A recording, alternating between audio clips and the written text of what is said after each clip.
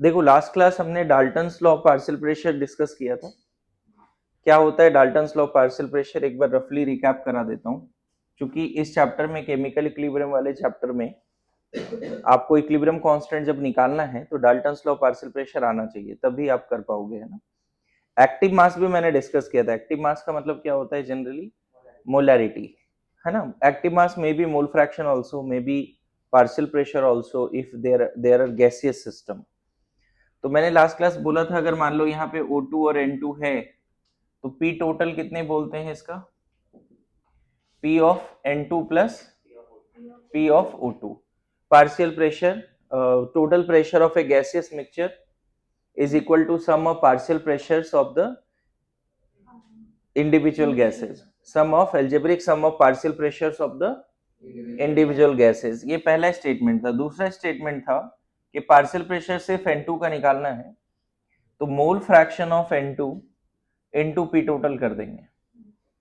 Partial pressure अगर सिर्फ O2 का निकालना है तो मोल fraction of O2 into P total. This is the another statement of Dalton's law of partial pressure.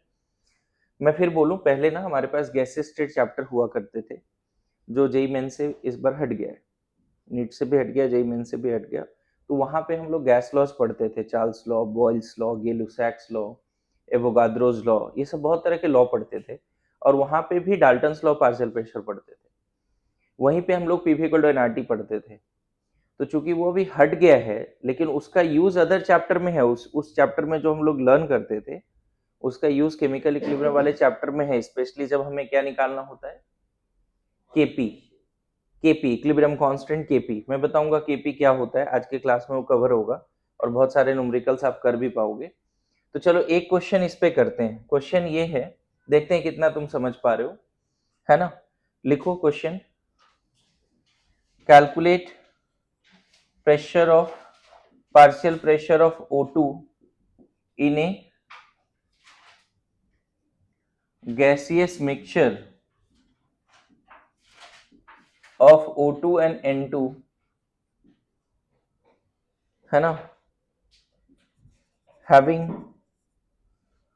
pressure 5 atm at 27 degree C if ऐसे they are equal in moles, है ना। दूसरा they are equal in mass, ठीक है। And तीसरा O2 container में मान लो 3 मोल है एंड N2 कंटेनर में 2 मोल है। 3 क्वेश्चन एक साथ दिया है, देखिए आप कर पाते हो या नहीं। क्वेश्चन क्या क्या है फिर से रिपीट करूं। Calculate partial pressure of O2 in a gaseous mixture of O2 and N2 having pressure 5 atm at 27 degree C if, हर केस में आपको यही लेना है, जब दोनों का मोल इक्वल है तब भी टोटल प्रेशर कितना है? 5 atm। जब मतलब एक रैंडम क्वेश्चन बना रहे हैं, दोनों का मास सेम है तब भी प्रेशर कितना है? 5 atm। और एक O2 और एक N2 है, हर केस में आपको प्रेशर कितना लेना है? 5 atm, है ना। ट्राई करो देखो।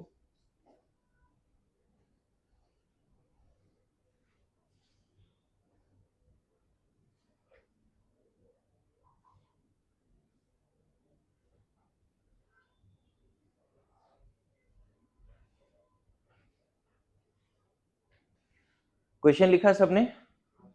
देखो क्वेश्चन का सॉल्यूशन कैसे होगा, स्पेशली मैंने ऊपर दोनों लॉज लिख रखे हैं। जब भी आपको पार्शियल प्रेशर चाहिए तो ये वाला फॉर्मूला लगा सकते हैं, partial pressure of any gas equal to mole fraction of that gas into P total. तो देखो पहला पार्ट मैं क्वेश्चन का सॉल्व करके बताता हूं। क्वेश्चन मैं अभी हटा रहा हूं, ठीक है। मैं फिर रिपीट कर रहा हूं, आपको बोला है तीनों ही केसेस में प्रेशर कितना मानना है? 5 atm। तो मुझे ये बताओ, सबसे पहला बात, पहला क्वेश्चन मैं यहाँ सॉल्व कर रहा हूँ। कंटेनर में क्या क्या है बच्चे? O2 और N2 है। क्वेश्चन देख के पता चल रहा है O2 और N2 है। जो गैस है उसकी टेम्परेचर कितनी है? 300 केल्विन बोल सकते हो। अच्छा बताओ, ये 5 atm किसी इंडिविजुअल गैस की प्रेशर है या दोनों का कंबाइंड प्रेशर है? इसमें कोई डाउट है क्या? 5 एटीएम इंडिविजुअल गैस की प्रेशर नहीं है, दोनों का कंबाइंड। तो पी टोटल कितना दिया हुआ है? 5 एटीएम। और पहला केस में क्या बोल रहा है? दोनों का मोल भी सेम है। अगर इसका n मोल है तो इसका भी कितना होगा? Let n mole of each gas present in the container. मतलब n के जगह पे 1 मोल भी ले सकते थे दोनों। You can take 2 moles also, 3 moles also. Let ऐसा। तो बताओ, मोल फ्रैक्शन ऑफ O2 अगर निकालना है तो number of mole of O2 by total moles होता है। मोल फ्रैक्शन का डेफिनेशन पता है? Mole of first gas by total moles.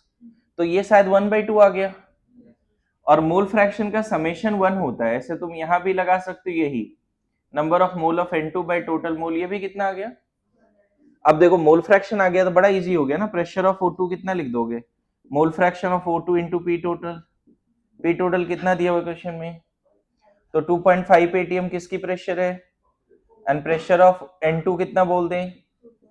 Obviously दोनों मिला के 5 एटीएम है। एक अगर 2.5 है तो दूसरा भी क्या होगा? 2.5 होगा। सेकेंड पार्ट सॉल्व करूं। सेकेंड पार्ट में क्या बोल रहा है मैं एक बार समझा देता हूं, आप खुद ट्राई करना। थोड़ा अच्छा क्वेश्चन है ये, जेईई मेंस में बहुत पहले आया हुआ भी है। जब गैसेस का चैप्टर था उस समय भी आया था ये सवाल। और ये सवाल मोल कंसेप्ट का भी है, मैं बताऊं कैसे। सेकेंड केस में O2 और N2 दोनों है कंटेनर में। अभी भी प्रेशर कितना है बच्चे टोटल? हर केस में टोटल प्रेशर क्या मानना है? 5 एटीएम। और टेम्परेचर कितना? ध्यान रखना, कोई भी थर्मोडायनेमिक्स के क्वेश्चन हो या केमिस्ट्री का, मोस्ट ऑफ द क्वेश्चन में टेम्परेचर को केल्विन स्केल में यूज करते हैं, डिग्री सी में नहीं करते। समझ गए? क्लियर है? नाउ ये बताओ, सेकंड क्वेश्चन में क्या बोल रहा है? दोनों का मास क्या है? तो अगर इसका x ग्राम है तो इसका भी x ग्राम ले लें। बोलो, अब अगर मोल आता है तो ये सवाल बनेगा, मास से मोल निकालने आता है क्या? बताओ, अगर x ग्राम O2 है तो मोल ऑफ O2 कितना बोलोगे? Mole of O2 x by 32, mass by molar mass is the mole. Mole of N2 कितना बोलोगे? ये भी x है ना, x by 32। अच्छा देखो, इससे पहले दोनों का मोल गिवन था तो डायरेक्टली हमने मोल फ्रैक्शन निकाल लिया। यहाँ पे दोनों का मास गिवन है, एक स्टेप पहले जाना पड़ेगा, मास से पहले मोल निकालो, फिर तो वही वाली स्टेप्स है। अब बताओ, मोल फ्रैक्शन ऑफ O2 कितना लिख दोगे? Number of mole of O2 by number of mole of O2 plus number of mole of, लिख दें? कितना हो जाएगा सॉल्व करके ये बताओ? ये आएगा x by 32, ठीक है, डिवाइड बाई कितना लिख दे नीचे? x by 32 plus x by 28 हो जाएगा। सॉल्व करके देखोगे बच्चे, अगर सॉल्विंग थोड़ा फास्ट है तो ये आना चाहिए 28/60। कितना आना चाहिए? 28/60, क्योंकि ऊपर से x कैंसिल होगा, नीचे से x तो कैंसिल हो जाएगा ना। तो 1/32 डिवाइड बाय 1/32 प्लस 1/28 बचेगा। फ्रैक्शन वाली बात है, x तो खत्म, तो फ्रैक्शन को ऐड करो, इसको क्रॉस मल्टीप्लाई करो, तो इधर कितना आएगा? 32, इधर 28, नीचे कितना आएगा? 32 इंटू 28, राइट। और ऊपर 1/32 है तो 32 कैंसिल आउट हो जाएगा। ऊपर जाएगा क्या? 28/60। देखो आ गया, क्विक है क्या? इतना मैच आता है सबको? पक्की बात? बस, तो हमें मोल फ्रैक्शन पता चल गया 7/15। 7/15 नहीं, किससे कैंसिल कर रहा है इसका? 4 से ना, हाँ वेरी गुड, 4 से कैंसिल कर रहे हैं, आ गया मोल फ्रैक्शन। अब हमें करना क्या है बताओ? इसके बाद सिंपली आपको क्या करना है, जैसे ही आपको ये आ गया तो अब पार्शियल प्रेशर ऑफ O2 कितना बोल दोगे? मोल फ्रैक्शन ऑफ O2 7/15 है, मोल फ्रैक्शन आ गया ना, इनटू टोटल प्रेशर कितना है? 5, कितना हो गया? 7/3 एटीएम। अच्छा, इसी में अगर प्रेशर ऑफ N2 बोलते तो कर पाते क्या? कुछ करना नहीं था, दोनों का समेशन कितना है? 5।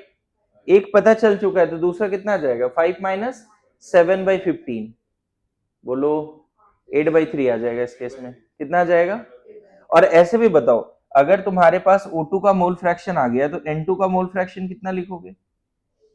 अगर दोनों का फ्रैक्शन का सम 1 है, एक फ्रैक्शन अगर 7/15 है तो दूसरा फ्रैक्शन 8/15 होगा। जी के स्टूडेंट ये दिमाग तुरंत लगाते हैं कि हाँ सर, एक फ्रैक्शन अगर एक फ्रैक्शन हाफ है और दूसरा फ्रैक्शन हाफ नहीं होगा क्या? क्योंकि दोनों फ्रैक्शन का सम क्या होगा 1, एक फ्रैक्शन 1/3 है तो दूसरा फ्रैक्शन कितना होगा 2/3 होगा, एक फ्रैक्शन 7/15 है तो दूसरा फ्रैक्शन 8/15। तो मुझे लगता है कि थोड़ा सा क्विक इस तरह से भी कर सकते हैं। तो प्रेशर ऑफ N2 भी आ जाएगा कि नहीं आ जाएगा, समझ में आया? थर्ड क्वेश्चन खुद से करो, इजी है, थर्ड क्वेश्चन उतना डिफिकल्ट नहीं है। थर्ड पार्ट मैं नहीं बता रहा, करो। सो थर्ड पार्ट हो गया क्या आपसे? Third part everyone, third part मैं सॉल्व नहीं कर रहा हूं, चलेगा? तो अभी तक मुझे ये बताओ कि मैंने क्या क्या डिस्कस कर लिया केमिकल इक्विलिब्रियम में। सबसे पहले हमने क्या डिस्कस किया था? टाइप्स ऑफ केमिकल रिएक्शन, याद है? Reversible, irreversible, homogeneous, heterogeneous, exothermic, endothermic, यही सब डिस्कस किया था ना जी? याद आ रहा है? पक्का? अब यहाँ पे होता क्या है कि उसके बाद क्या टॉपिक डिस्कस किया एनीवन? इक्विलिब्रियम स्टेट क्या है ना? कैरेक्टरिस्टिक्स ऑफ इक्विलिब्रियम स्टेट, याद है? रेट ऑफ रिएक्शन भी बता दिया, rate of reaction change in active mass by time, याद करो, बताया था। And then we have discuss what? उसके बाद क्या डिस्कस किया बताओ? एक्टिव मास, एक्टिव मास में क्या डिस्कस किया था? देखो उसी में डाल्टन्स लॉ पार्शियल प्रेशर भी बता दिया था, ठीक है?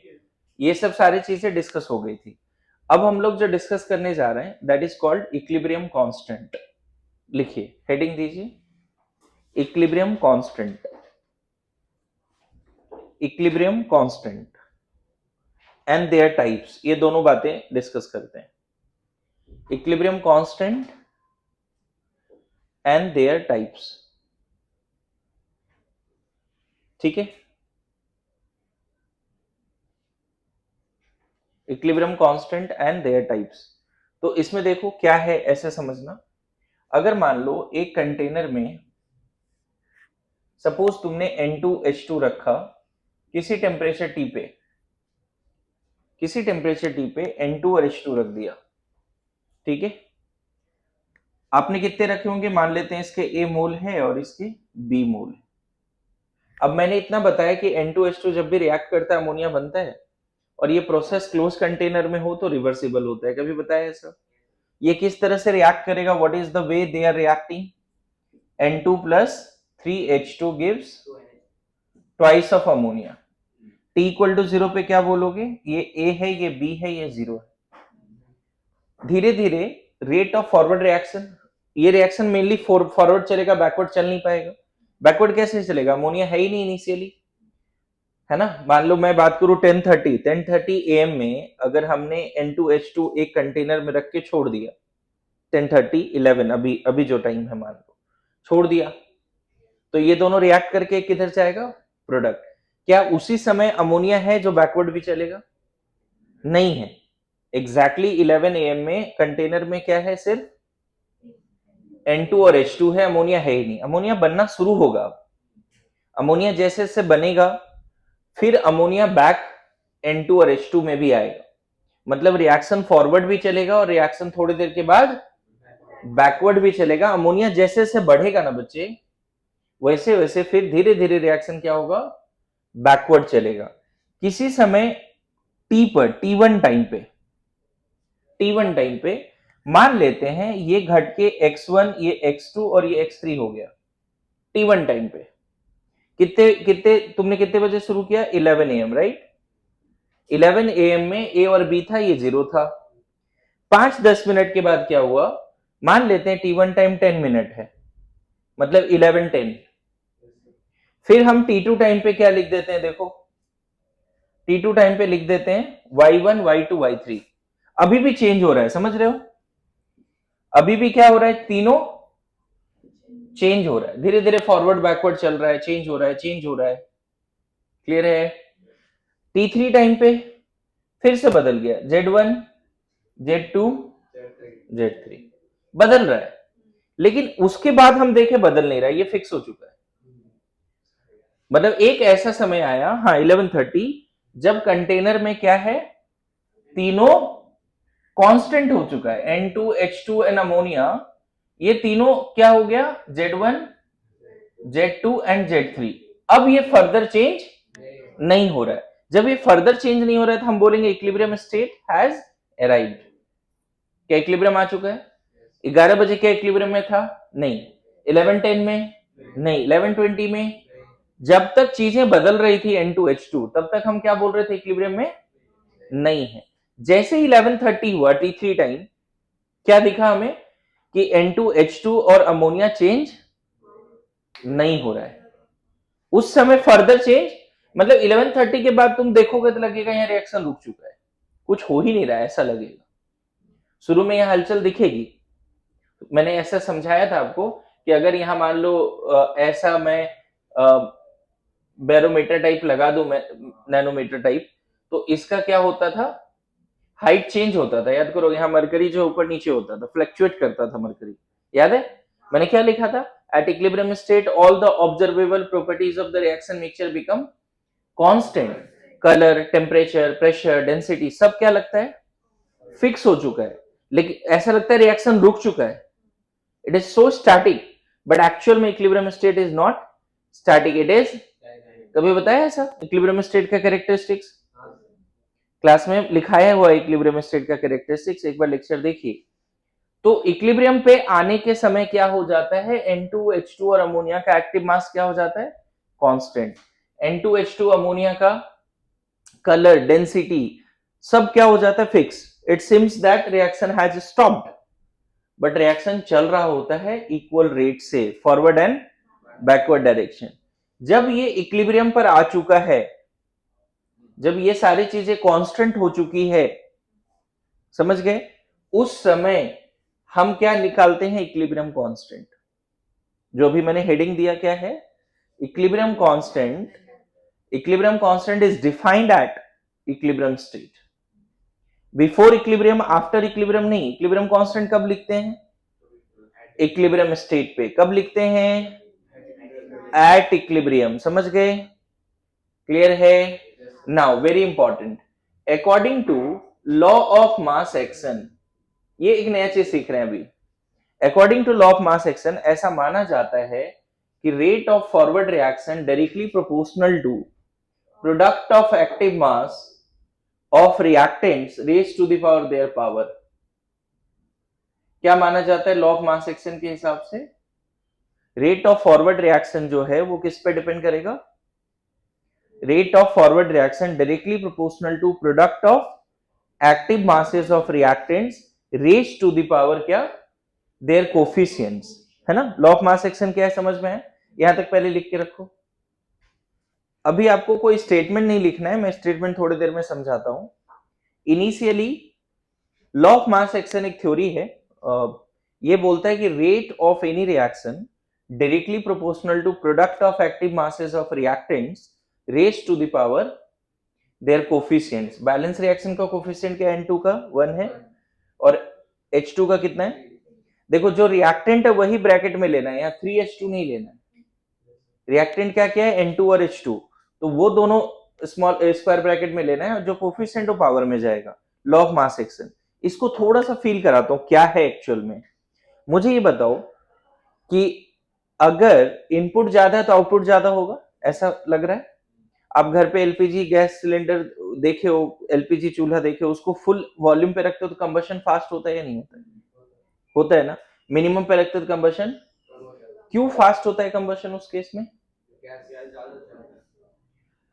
क्योंकि ऑब्वियसली ज्यादा गैस बाहर आ रहा है, किचन में O2 तो पड़ा हुआ है सराउंडिंग में, गैस बाहर ज्यादा निकला तो कंबशन फास्ट हुआ। मेरी बात आ रही है समझ में?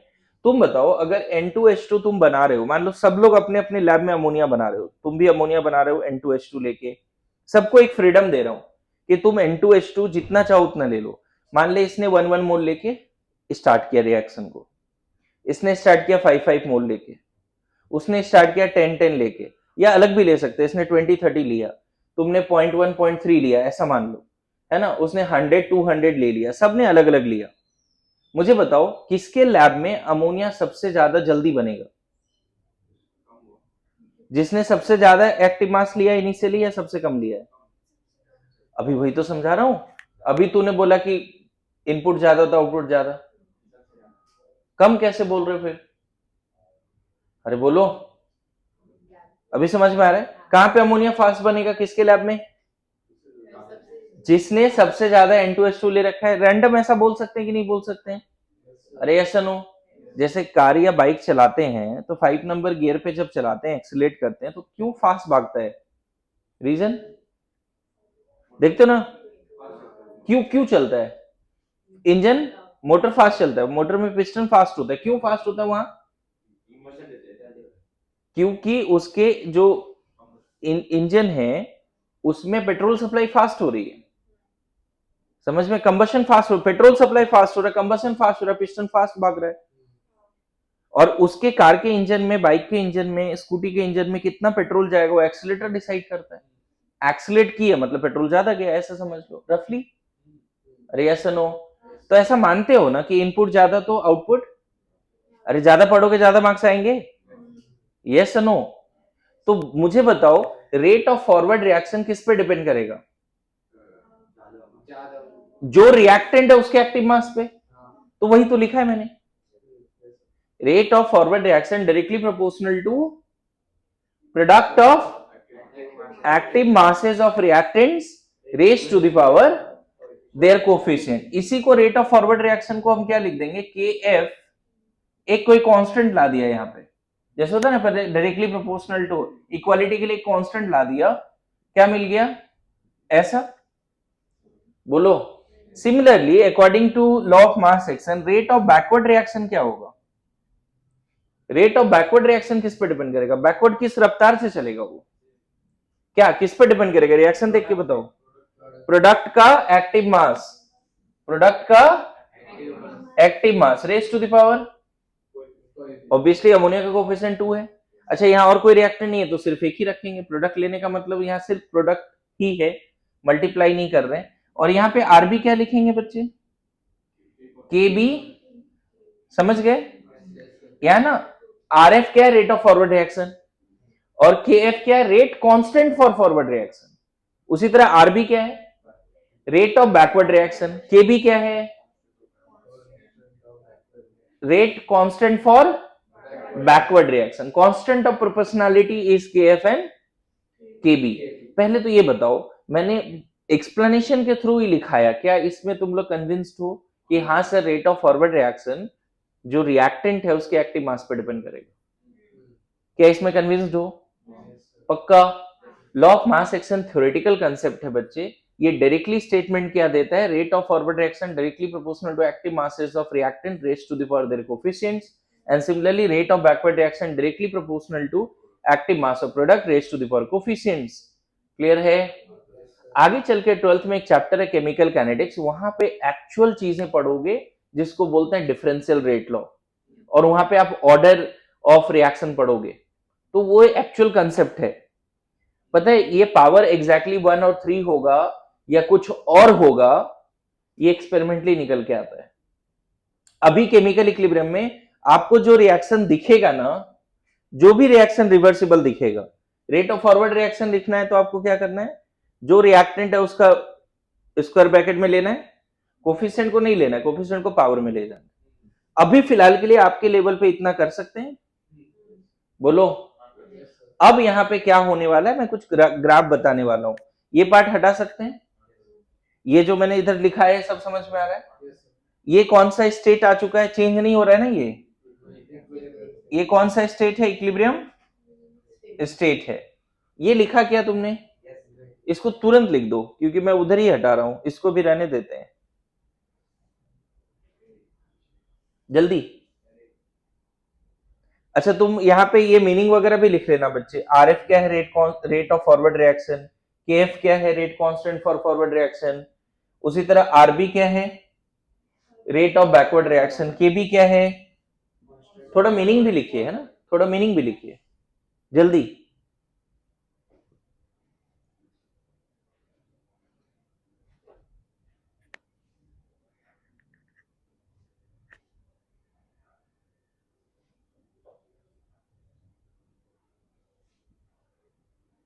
अभी मैं स्टेटमेंट लिखा दूंगा, घबराने की बात नहीं है। इसको बोलते हैं लॉ ऑफ मास एक्शन। क्या बोलते हैं?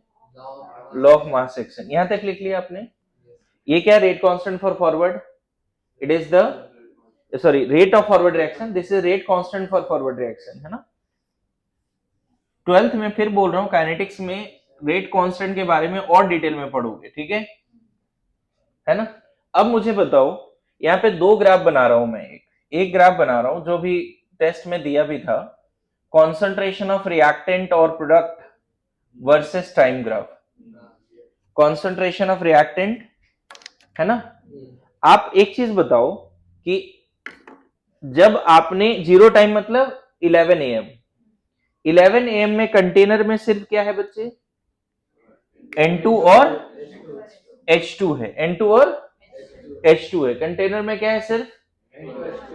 तो N2, अच्छा बताओ 10 मिनट के बाद N2 घटेगा, 20 मिनट के बाद भी। दिख रहा है ना यहाँ पे कैसे लिखा है? पहले A था फिर X1, पता है अगर ये 10 है तो पता चला ये 7 है, ये 5 है, ये 4 है, ऐसे घट रहा है चीजें। लेकिन बताओ ये जैसे 5 आया उसके बाद घटेगा क्या? 11:30 के बाद नहीं घटेगा क्योंकि चीजें फिक्स हो गई। तो ये घट के मान लेते हैं ऐसा हो गया। देखो अब कांस्टेंट कर दिया, दिख रहा है। T3 टाइम से पहले तक क्या हो रहा था? घट रहा था, घट रहा है ना। बोलो X1 X2, है ना। पहले A था फिर X1 हुआ फिर X2 हुआ और लास्ट में क्या हो गया? फिर देखो तो X3 फिक्स हो गया, सॉरी Y2 एंड Z1, ऐसे लिख रहे थे ना। पहले कितना था? X1, फिर थोड़ा घटा H2। ये किसका ग्राफ बना रहे हैं हम लोग? H2 का। किसका ग्राफ बना रहे हैं? H2 का। H2 घट रहा है, घट रहा है, घट रहा है, कांस्टेंट हो गया। बोलो उसी तरह से ये भी तो स्टार्ट हुआ होगा, N2 भी घटना शुरू हुआ होगा। बोलो, लेकिन एक समय के बाद फिर से देखो ये कितना हो गया? X2, सॉरी हाँ X2 Y2, ऐसे। इधर लिखने का जरूरत नहीं है इतने डिटेल में, तुम समझ रहे हो चीजों को।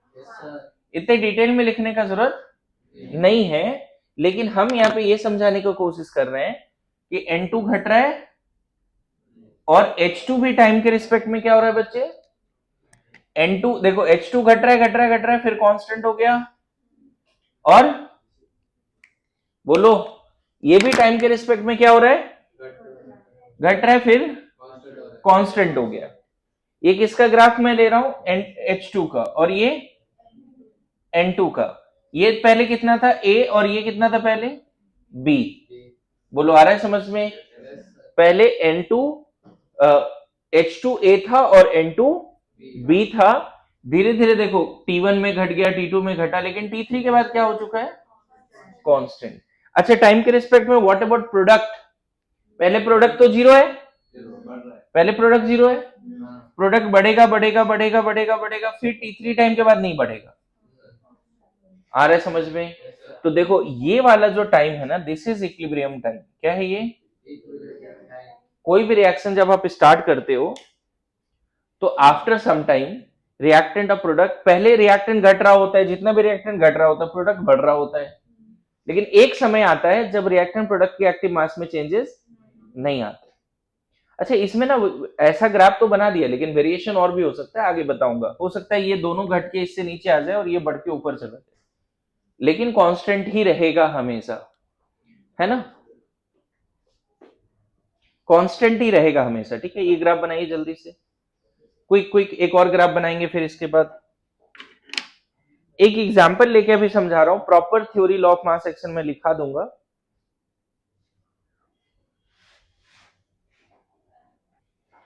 इसको थोड़ा सही कर लेना। यहाँ पे ये क्या हो जाएगा? A ना, N2 को मैंने A लिखा है और H2 को B, ठीक है, कोई नहीं, सही कर लेते हैं। जज्बात तो समझ रहे हो? ये ग्राफ डन है। देखो एक ग्राफ और बनाते हैं यहीं पर, ठीक है। ये हटा दूं। टाइम के रिस्पेक्ट में अभी और क्या होने वाला है, रेट के बारे में बात करते हैं, ठीक है। ध्यान देना, जब तुम t इक्वल टू 0 पे रेट का बात करोगे, रेट ऑफ फॉरवर्ड, तो पता है क्या लिखोगे? KF N2 के जगह पे A एंड इसके जगह पे B का क्यूब। जीरो टाइम पे जब रेट निकालना है तो जीरो टाइम पे जो वैल्यू वो रखो, जीरो टाइम पे जो वैल्यू है वो रखो। जीरो टाइम पे n2 और h2 का वैल्यू कितना है, और पता है ये सॉल्व करके मान लेते हैं कि 100 आ गया सपोज। अच्छा, इसी समय rate of backward reaction zero time पे, समझ गए? जीरो टाइम को हम फर्स्ट बोल रहा हूं, ऐसा फर्स्ट एक्सपेरिमेंट के बी, जीरो का पावर स्क्वायर जीरो आ गया। टी इक्वल टू जीरो पे रेट ऑफ फॉरवर्ड रिएक्शन तो फटाफट जा रहा है 100 के स्पीड से यार, बैकवर्ड जा ही नहीं रहा है। अच्छा, T equal to T one पे 10 मिनट के बाद, 11 बजे शुरू किया था, 11 बजे फॉरवर्ड रिएक्शन 100 से चल रहा है, बैकवर्ड रिएक्शन चल ही नहीं रहा है। 11:10 पे क्या हो रहा है बताओ? रेट ऑफ फॉरवर्ड रिएक्शन को 2 बोलते हैं। यहां पता है क्या लिखना पड़ेगा? के बी, सॉरी के एफ। हाँ देखो, कुछ लोग समझ गए, जिस समय रेट निकालनी है उस समय का एक्टिव मास रखना पड़ेगा। अगर T1 टाइम पे रेट निकालना है उस समय N1 N2 और H2 रखना पड़ेगा। कितना रख दें? x2 cube. अच्छा बताओ, ये 100 आएगा या इससे कम आएगा? थोड़ा कम आएगा, पक्का? वेरी गुड, मान लेते हैं इसको, चलो 70 बोल देते हैं, घट गया है ना। अच्छा, जरूरी जिस रेट से घटेगा उसी रेट से इसका रेट बढ़ेगा, ऐसे जरूरी नहीं है, ठीक है। अच्छा, इसी समय रेट ऑफ बैकवर्ड रिएक्शन क्या बोलते हैं बच्चे? के बी x3 का स्क्वायर। फिर से मैं बोल रहा हूं, जरूरी नहीं है आप इसको 30 बोलो, बैकवर्ड शुरू हो गया, जिस रेट से फॉरवर्ड घटा है उसी रेट से बैकवर्ड बढ़ेगा, ऐसा भी बोलना सही नहीं है। आप कुछ इसको 20 बोल दो ऐसे रैंडम, ठीक है। T2 टाइम पे, T2 टाइम पे रेट ऑफ फॉरवर्ड रिएक्शन क्या बोल दें? के एफ y1 y2 का क्यूब। मान लेते हैं सॉल्व करके 30 आ गया, सॉरी 60 आ गया, और घटेगा, और घटेगा, ओके। उसी समय रेट ऑफ बैकवर्ड रिएक्शन क्या बोल दें? के बी y3 का स्क्वायर। बोलो, हो सकता है इसको बढ़ा के मैं 40 कर दूं, और बढ़ेगा क्योंकि अमोनिया और बढ़ा है, अमोनिया और बढ़ा है। मेरी बात समझ में आ रहा है? अल्टीमेटली है ना, ये x1 पार्ट था, ये 2 था, ये 3 था, 3 पार्ट अभी तक एक्सपेरिमेंट में मैंने लिखा है। फोर्थ पार्ट अब लिखने वाला हूं, पहले इसको लिखना पड़ेगा आपको, ठीक है। जल्दी जल्दी लिखिए।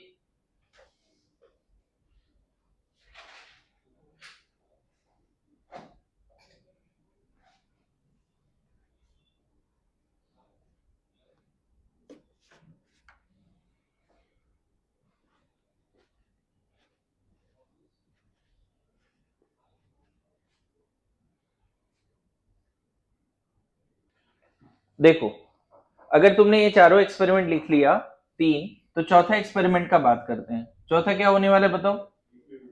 वेरी गुड, इक्विलिब्रियम पे देखो क्या होने वाला है, समझना। हम T3 टाइम पे T इक्वल टू T3 बोल रहा हूं इस समय। T इक्वल टू क्या बोलना है? T3, T equal to T3। इस समय रेट ऑफ फॉरवर्ड, अब 4 लिखना पड़ेगा, जीरो टाइम को हमने फर्स्ट माना था। इस समय इसको क्या लिख दें बच्चे? के एफ Z1 Z2 का क्यूब। पता चला ये घट के मान लेते हैं 45 हो गया, और घट गया 100 से 70, फिर 60, फिर 45, और कम हो गया। इसी समय रेट ऑफ बैकवर्ड है ना, के बी Z3 का स्क्वायर, ये भी बढ़ के हो जाएगा 45। देखो 40 तक पहुंचा था ना, और थोड़ा बढ़ा। आपको याद है इक्विलिब्रियम स्टेट में मेन डेफिनेशन क्या बोला था? पहला definition, equilibrium state means rate of forward equal to, बोला था या नहीं बोला था? याद करो, पहला इक्विलिब्रियम स्टेट का सबसे इंपॉर्टेंट कैरेक्टरिस्टिक्स था। अब देखो यहां पे ग्राफ बना सकते हो तुम। अगर मान लो ग्राफ आ गया rate versus time, rate versus time, तो टाइम के रिस्पेक्ट में बच्चे रेट ऑफ फॉरवर्ड रिएक्शन कम होगा।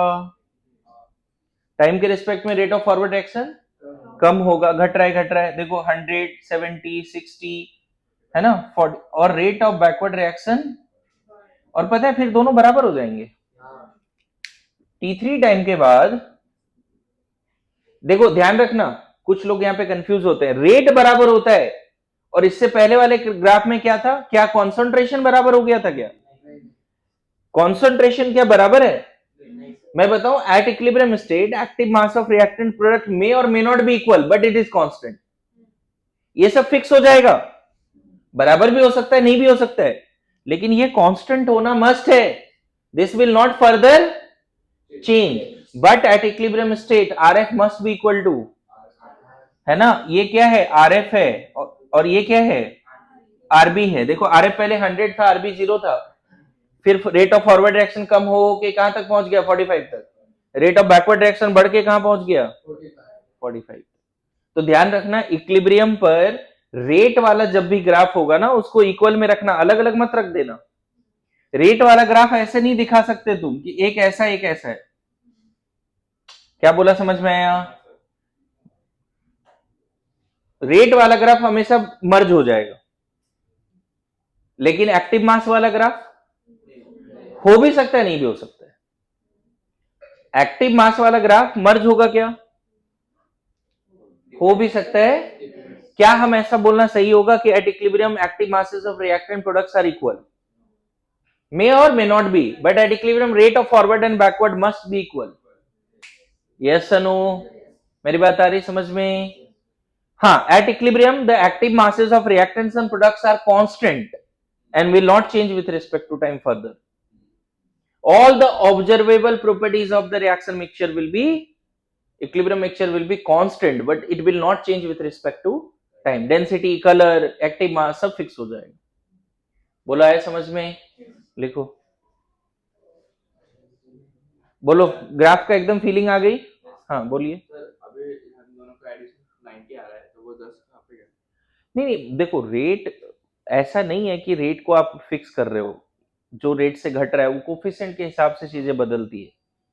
मतलब दोनों का समेशन 100 आना चाहिए हमेशा, ऐसा जरूरी नहीं है, ठीक है। मास कांस्टेंट होता है, मोल कांस्टेंट नहीं होता रिएक्शन में। अच्छा, ऐसा मानते हो कि 4 मोल गैस बनना, 4 मोल अगर रिएक्टेंट रिएक्ट किया तो 4 मोल ही प्रोडक्ट बनेगा? नहीं ना, तो rate is something like that. Okay okay, now so eight equilibrium state क्या होता है बच्चे, क्या हो जाता है इक्विलिब्रियम स्टेट पे? Very good. तो अब हम यही क्या करते हैं, देखना नया चीज सिखा रहा हूं तुरंत। हम डायरेक्ट लिख सकते हैं क्या यहाँ पे कि एट इक्विलिब्रियम क्या लिख सकते हैं, एट इक्विलिब्रियम क्या लिख सकते हैं, R F equal to R B, नहीं R F equal to R B लिख सकते हैं। अच्छा, आर एफ का वैल्यू क्या लिख सकते हैं, के F concentration of N2 concentration of H2 का क्यूब, और हमें पता है, ये पता है कितना वैल्यू रखना पड़ेगा Z1, और ये वैल्यू कितने रखने पड़ेंगे Z2। हमें पता है इक्विलिब्रियम पे बात हो रही है ना, तो एक्टिव मास क्या रखना है, x1 x2 x3 या फिर Z1 Z2 Z3? ओके, इसके जगह पे क्या लिखते हैं, Kb अमोनिया का स्क्वायर, बाद में वैल्यू पुट कर देंगे, अभी समझाता हूं आपको। अब बताओ, अगर मैं इसको इधर डिवाइड कर दूं, के एफ बाई के बी, ये दोनों कांस्टेंट था बच्चे। कुछ लोगों को एक दोनों ने डाउट भी पूछा कि सर ये कांस्टेंट रहेगा हमेशा? हाँ, ये सब चेंज होता रहेगा, बट के एफ और के बी क्या रहेगा, इस रिएक्शन के लिए कांस्टेंट रहेगा। K F and K B rate constant for forward and backward will not depend on change in active mass. Active mass बदल भी जाएगा तब भी कांस्टेंट नहीं बदलेगा, रेट बदलेगा।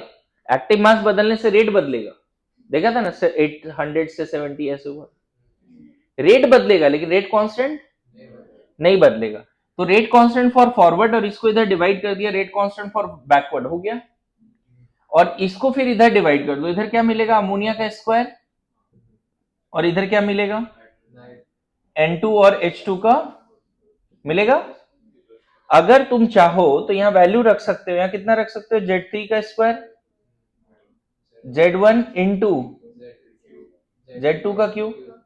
क्या लगता है ये सारे एक्टिव मास पुट करके कुछ तो वैल्यू आएगा, कुछ तो वैल्यू आएगा।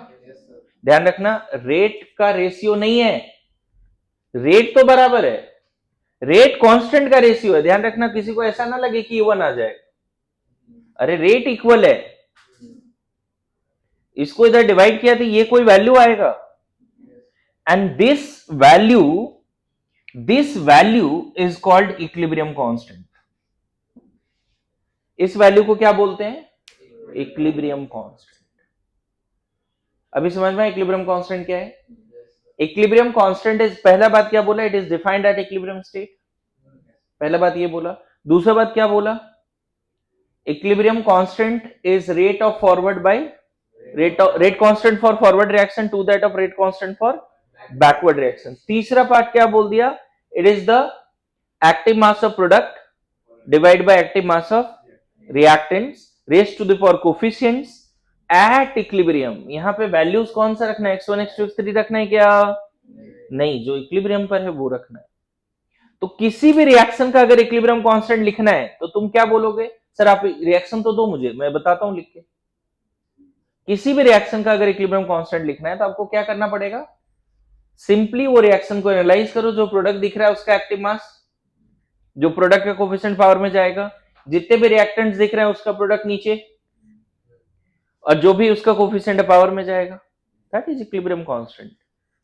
समझ में आया? इक्विलिब्रियम कांस्टेंट क्या है? थोड़ा आइडिया लग रहा है? देखो हेडिंग क्या दिया था आज के क्लास में, व्हाट इज इक्विलिब्रियम कांस्टेंट। एक एग्जांपल देके समझाया इक्विलिब्रियम कांस्टेंट क्या है। अब जनरल थ्योरी का बात करेंगे, यहां तक लिख लीजिए। इन शॉर्ट मैं तो बोलूंगा कि जो ये रेशियो है ये भी क्या है? ये भी रेशियो क्या है जी? क्या इक्विलिब्रियम कांस्टेंट सिर्फ rate constant for forward to that of backward है, या फिर ये भी इक्विलिब्रियम कांस्टेंट है? यस, है ना। Ratio of active masses is also equilibrium constant at equilibrium. लिखिए, जल्दी लिखिए, जल्दी जल्दी। इक्विलिब्रियम कांस्टेंट कभी जीरो नहीं आएगा, क्योंकि रिवर्सिबल रिएक्शन में प्रोडक्ट कभी जीरो नहीं होता। अगर क्लोज कंटेनर में रिएक्शन करा रहे हो तो कुछ ना कुछ प्रोडक्ट होगा, कुछ ना कुछ रिएक्टेंट बचेगा। रिवर्सिबल रिएक्शन का कैरेक्टरिस्टिक्स ये था कि it never completes in close container, है ना।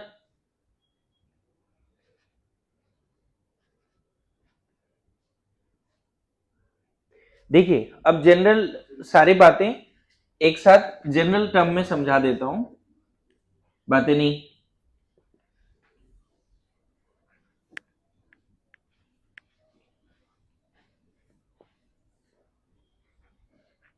जनरल टर्म में बात को समझाने का कोशिश कर रहा हूं, ठीक है।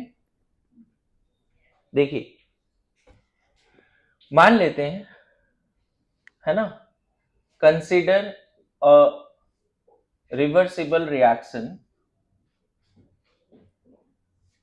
Carried out in close container, ठीक है। कौन सा रिवर्सिबल रिएक्शन है? बैलेंस फॉर्म में लिख दिया, A of A, B of B, C of C and D of D। This is the reversible reaction carried out in a close container, है ना। रिएक्टेंट क्या क्या है? Capital ABCD are reactant, and small ABCD क्या है बच्चे? Small ABCD क्या है? कोएफिशिएंट। चलेगा।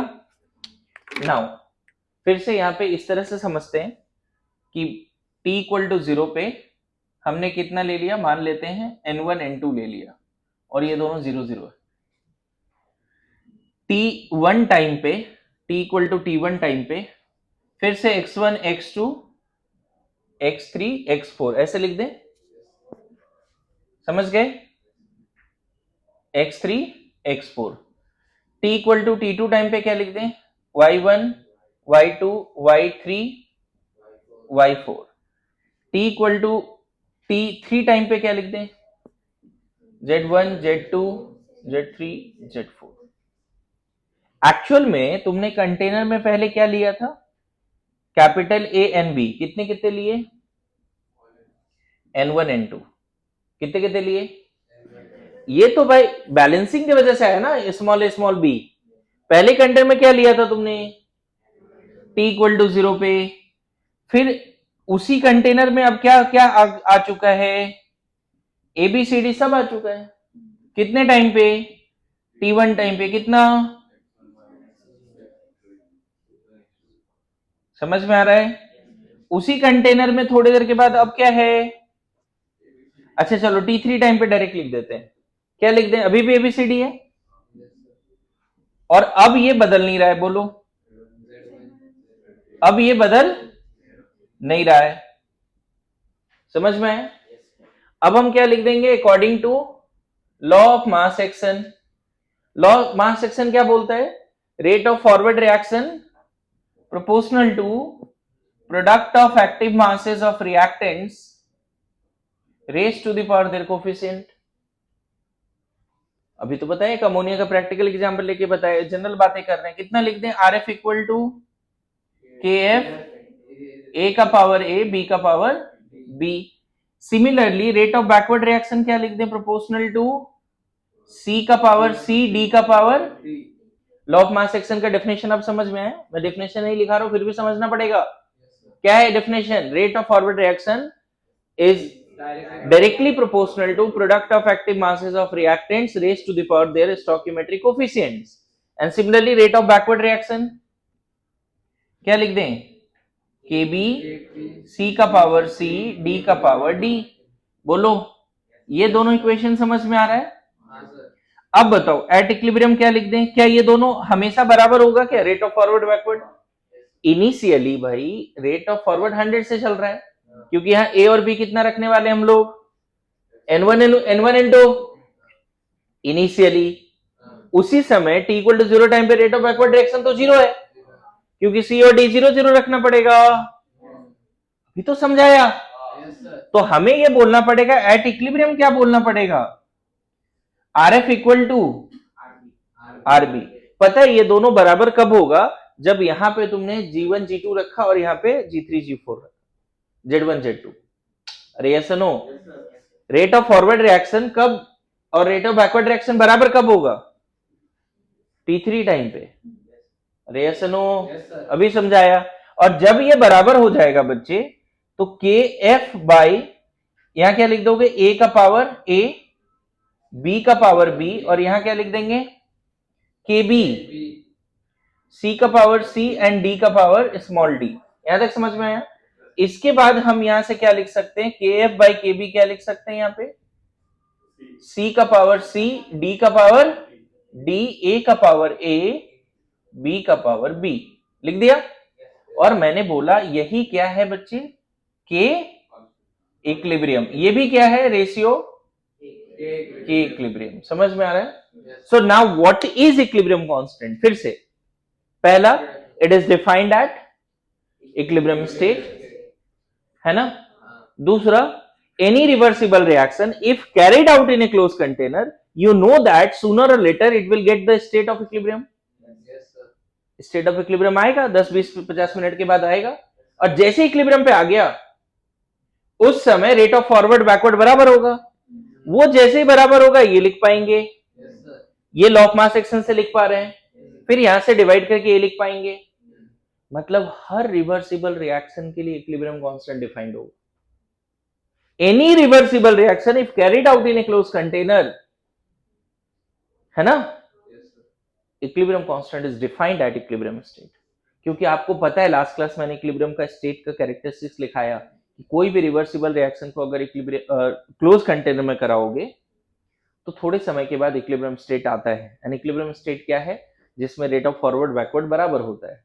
इक्विलिब्रियम स्टेट क्या है? डायनेमिक इन नेचर है। अगर इक्विलिब्रियम स्टेट है तो इक्विलिब्रियम कांस्टेंट है।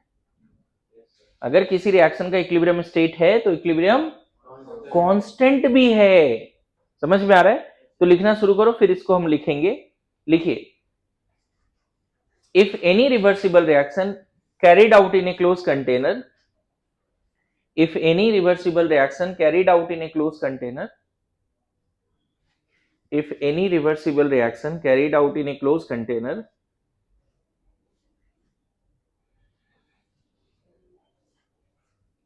if any reversible reaction carried out in a closed container,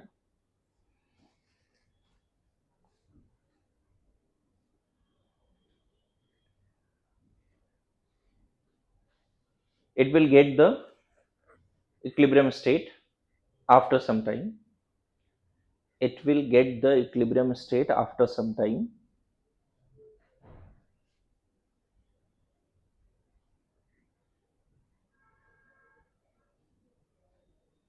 ये तो मैंने पहले भी लिखा दिया है, ये बात तो पहले भी लिखा दिया है। क्यों ऐसा होता है? क्योंकि equilibrium state is most stable state, ये भी क्लास में लिखा है। एक बात और बताया था जो थर्मोडायनेमिक्स में पढ़ाया जाएगा, इक्विलिब्रियम स्टेट पे डेल्टा जी जीरो होता है। डेल्टा जी क्या होता है बाद में बता देंगे थर्मोडायनेमिक्स में, लेकिन कोई भी रिवर्सिबल रिएक्शन को अगर क्लोज कंटेनर में कराओगे तो इक्विलिब्रियम पे आएगा ही आएगा। समझ में आया? क्यों? क्योंकि equilibrium state for that particular system, for that particular reaction mixture at the given temperature pressure is the most stable state। पहले ए बी रखा, तब तक बदलता रहा जब तक वो कहां नहीं पहुंच गया। देख रहे हो, पहले ए बी है, सी डी बना बना बना बना, फिर तब तक जब तक वो कहां नहीं पहुंच गया, इक्विलिब्रियम स्टेट। समझ में आ रहा है? होता है ऐसा। नेक्स्ट पॉइंट लिखिए यहां पे,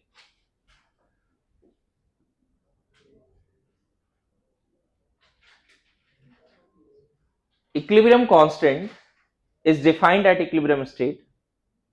equilibrium constant is defined at equilibrium state when Rf equal to Rb। equilibrium constant is defined at equilibrium state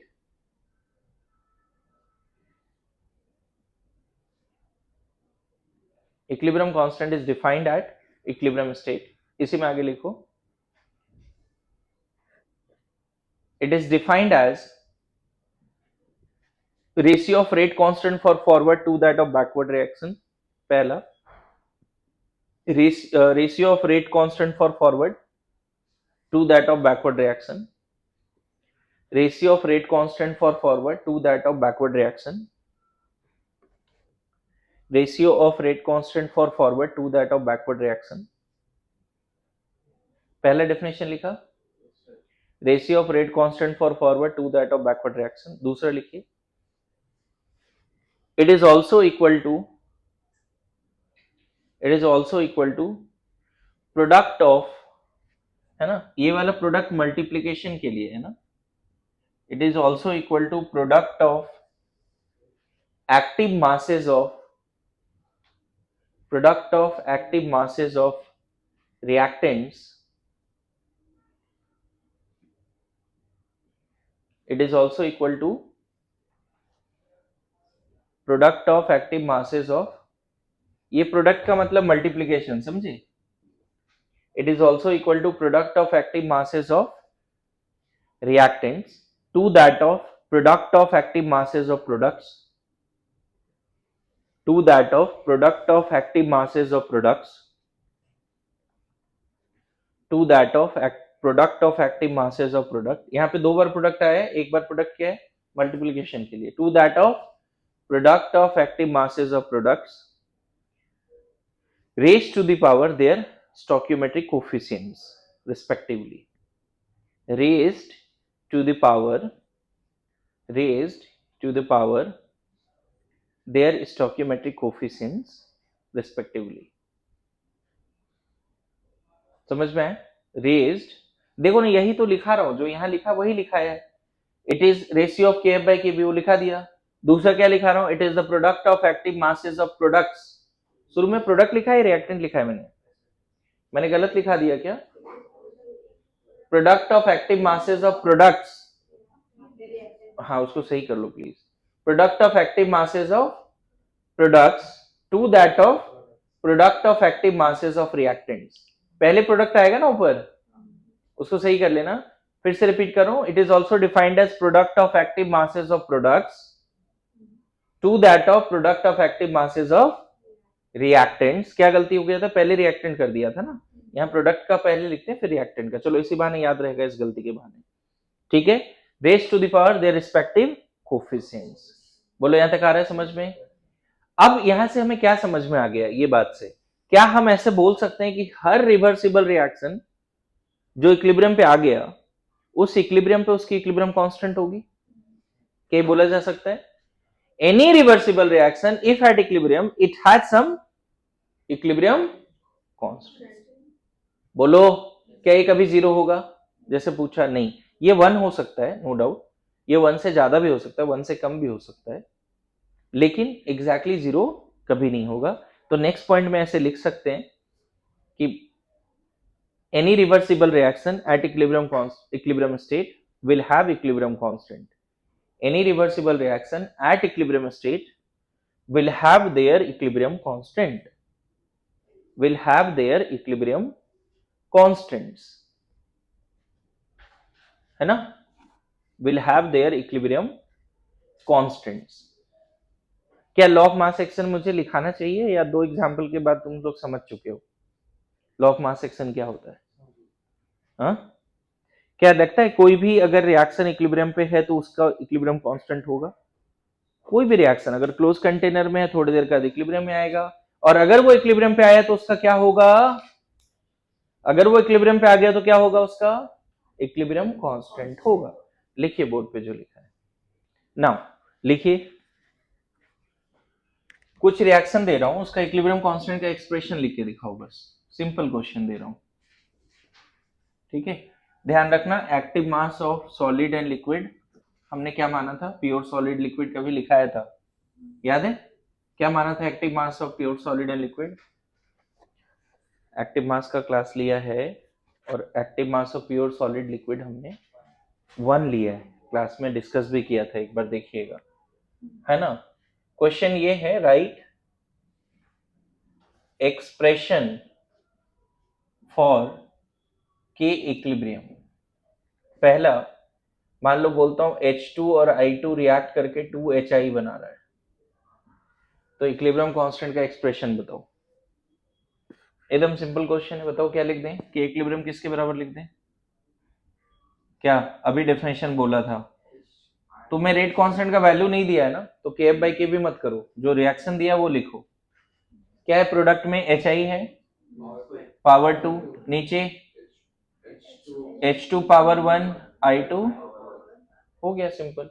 लेकिन बताओ ये जब निकालना है तो HI का जो यहाँ वैल्यू रखेंगे कौन सा वाला वैल्यू होगा? इनिशियल या at equilibrium? Very good, equilibrium पे जो वैल्यूज होगा वो रख देंगे, यहाँ पे आ जाएगा आंसर.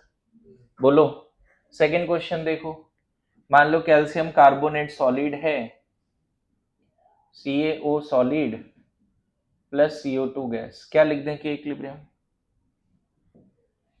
हमें पहले तो लिखना पड़ेगा CaO सॉलिड, फिर CO2 गैस बाय, लेकिन हमने जो शॉर्टकट लिखा है उसमें क्या बोला है? ये दोनों 1 1 होता है, तो के इक्विलिब्रियम यहां सिर्फ किसके बराबर लिख देंगे?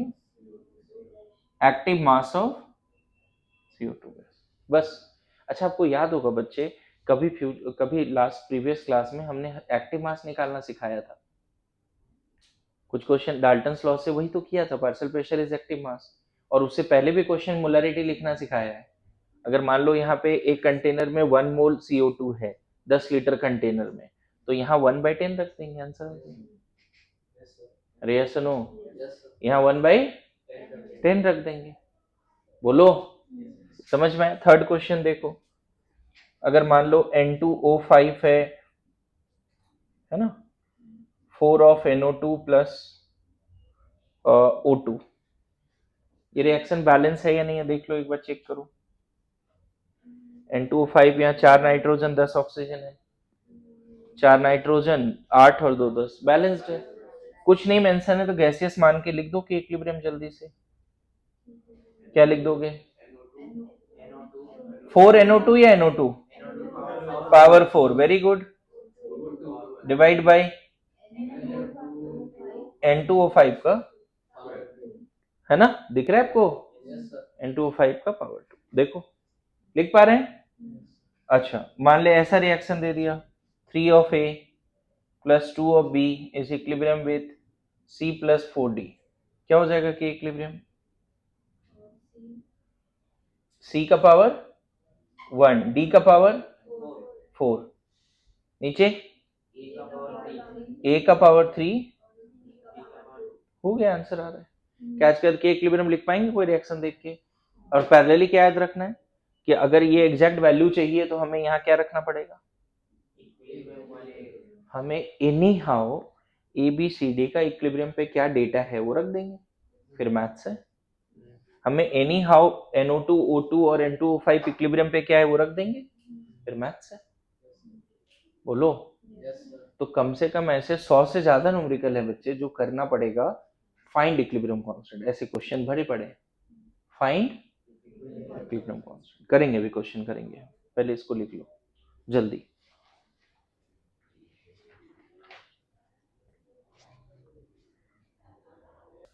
लिखो एक क्वेश्चन लिखो तो, find equilibrium constant, find equilibrium constant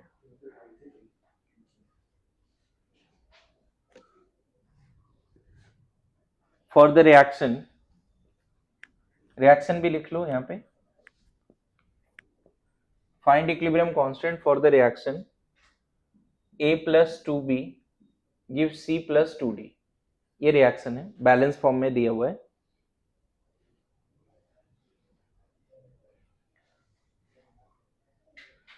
find equilibrium constant for this reaction, है ना, full stop. Given that initially A and B are 1 and 2 mole per liter respectively. Given that initially A and B are 1 mole per liter, 1 and 2 mole है ना, A कितना है initially 1 molar and B कितना है 2 molar initially, and at equilibrium state,